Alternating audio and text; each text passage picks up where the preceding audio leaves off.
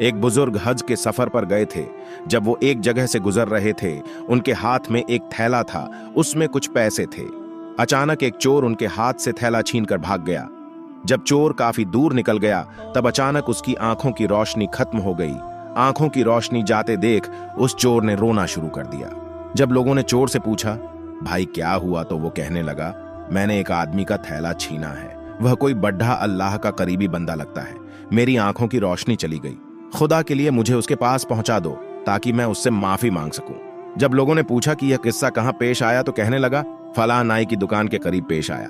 लोग उसको उस दुकान पर ले गए और नाई से पूछा कि इस तरह का कोई आदमी यहां से गुजरा है, आप उसे जानते हो?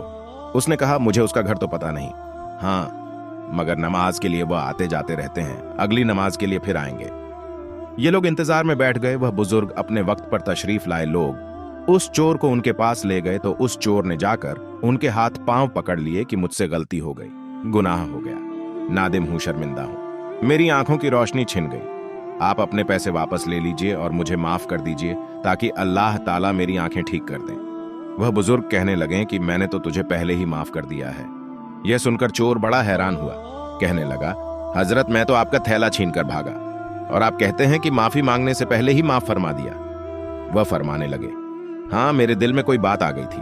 फरमाने लगे, मैंने एक हदीस पढ़ी जिसमें नबी अकरम सल्लल्लाहु अलैहि वसल्लम ने फरमाया कि क़यामत के दिन जब मेरी उम्मत का हिसाब पेश किया जाएगा, तो मैं उस वक्त तक मीज़ान के करीब रहूंगा जब तक मेरे आखिरी उम्मती का फैसला नहीं हो जाता। मेरे दिल में यह बात आई कि अगर मैंने इस चोर को माफ नहीं किया तो क़यामत के दिन यह मुकदमा पेश होगा, और जितनी देर मेरे मुकदमे का फैसला होने में लगेगी, अल्लाह के नबी सल्लल्लाहु अलैहि वसल्लम को उतनी देर जन्नत से बाहर रहना पड़ेगा। इसलिए मैंने माफ कर दिया कि न तो मुकदमा पेश होगा, न ही मेरे महबूब को जन्नत में जाने में देर लगेगी। वह जल्द जन्नत में तशरीफ ले जाएंगे।